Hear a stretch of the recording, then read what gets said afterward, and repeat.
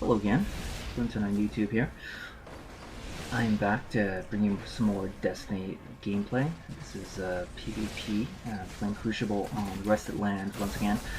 You may have noticed I am now using the Suros regime.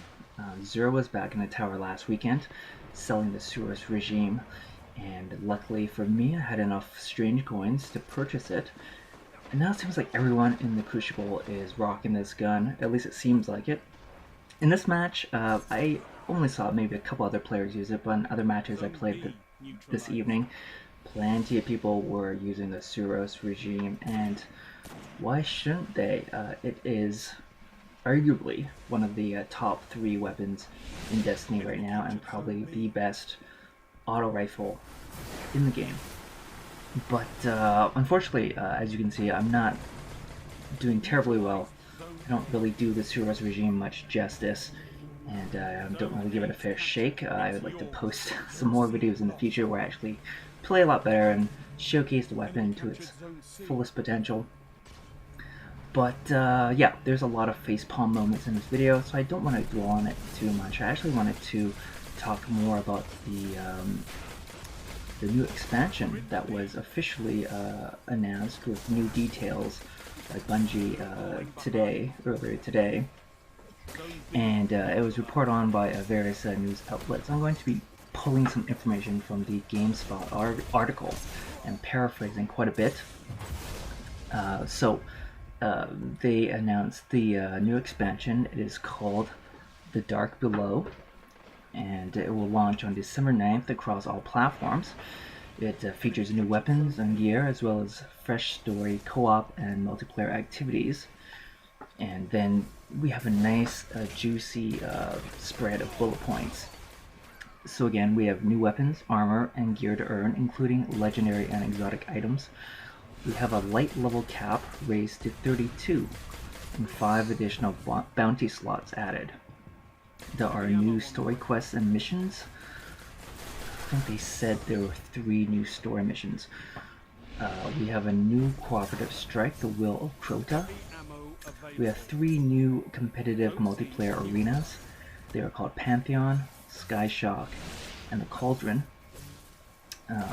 We have a new 6-player raid called Crota's End.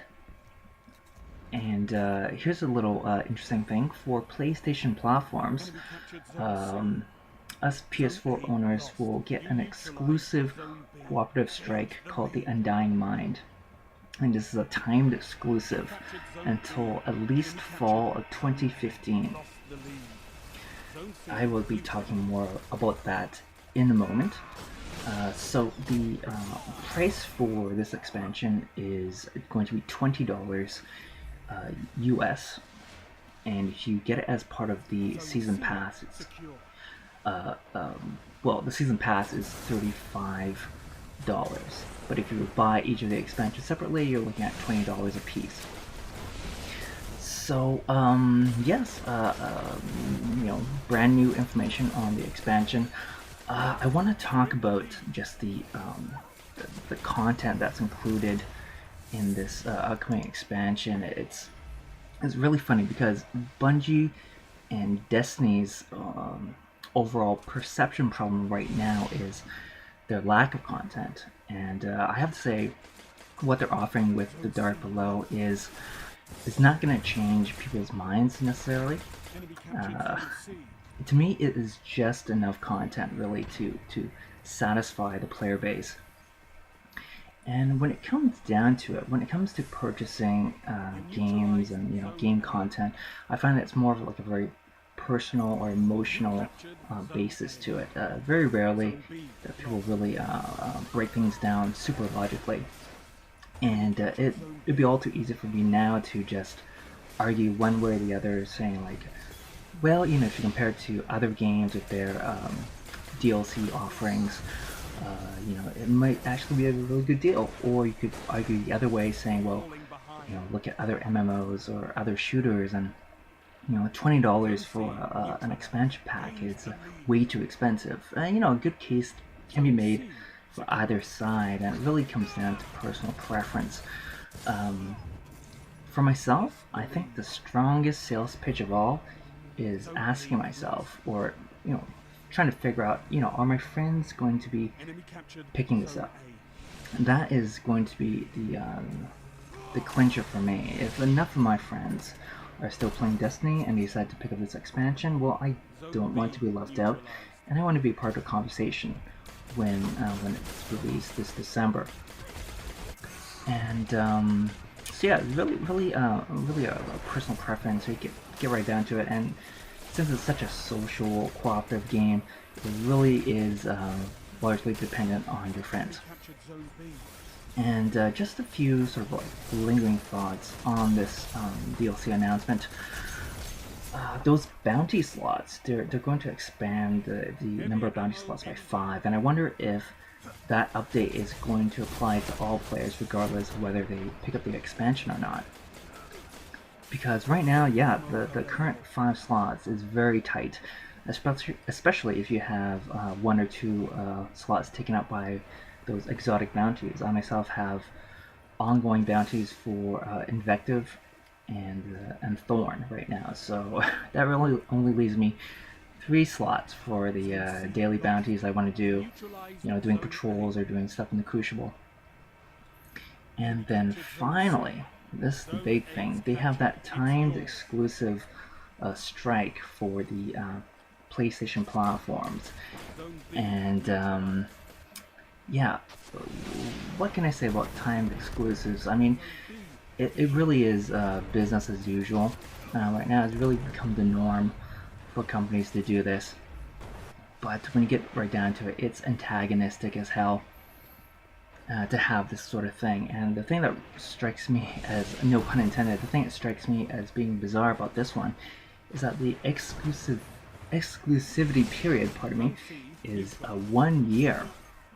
Alright, so by the time fall 2015 rolls around, people on Xbox will finally be able to try out this strike that was released for the first expansion for PlayStation people.